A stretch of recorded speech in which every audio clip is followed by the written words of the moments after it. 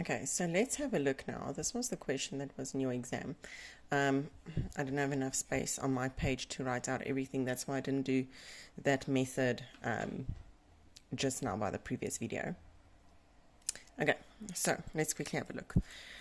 You guys see that the question was the interquartile range, so not just range, interquartile range of the data, IQR. Okay, so once again, I'm going to do the exact same method that I showed you guys just now. So I'm going to start cover, cover, cover, cover, cover, cover, cover, cover, cover, cover, cover, cover, until I get to the middle, which is 52. So once again, remember this is Q2, okay, my median value. So for Q1, I'm going to go to the left of my Q2. I'm going to go cover, cover, cover, cover, cover, cover, cover, cover. So there you go, 41. That's the value of Q1. And then for Q3, I'm going to go to the right. So I'm going to go cover, cover, cover, cover, cover, cover, cover, cover, 75. And that's Q3. So to get my interquartile range, you guys would get a mark to say 75 minus 41, because by this I see that you guys know how to find your quartiles, and the answer there is 34.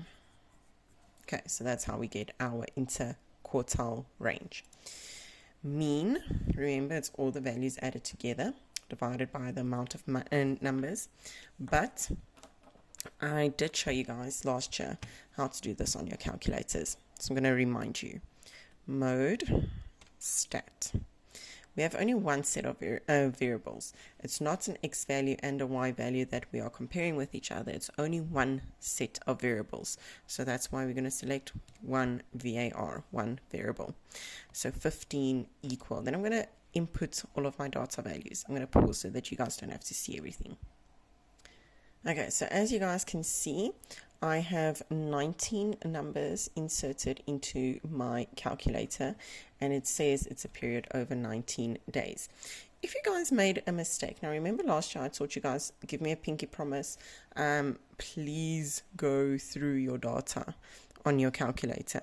So we're going to go down, and I'm going to make sure that all my data is inserted correctly.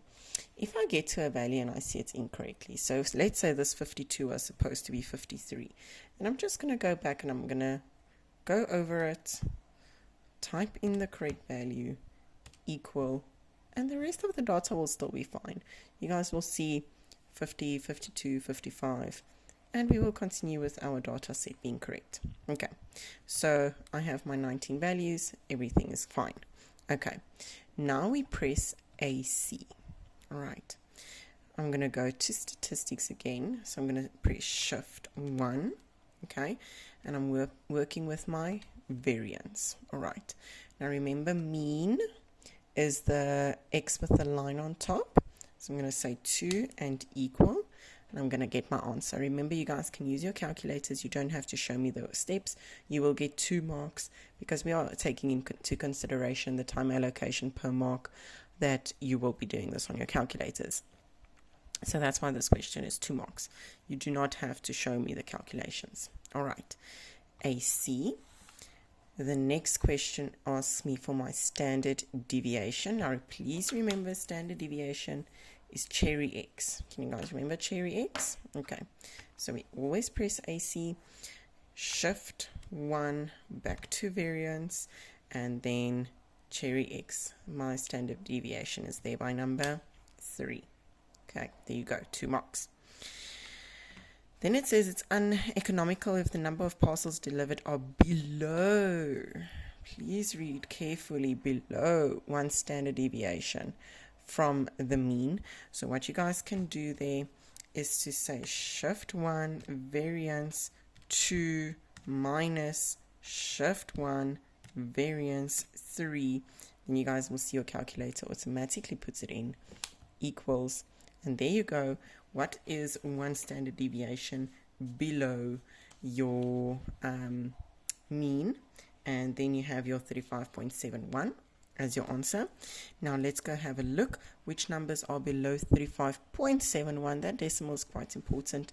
35 is included because it is below 35.71. So 1, 2, 3 days is below my 1 standard deviation from my mean. And there you go, guys.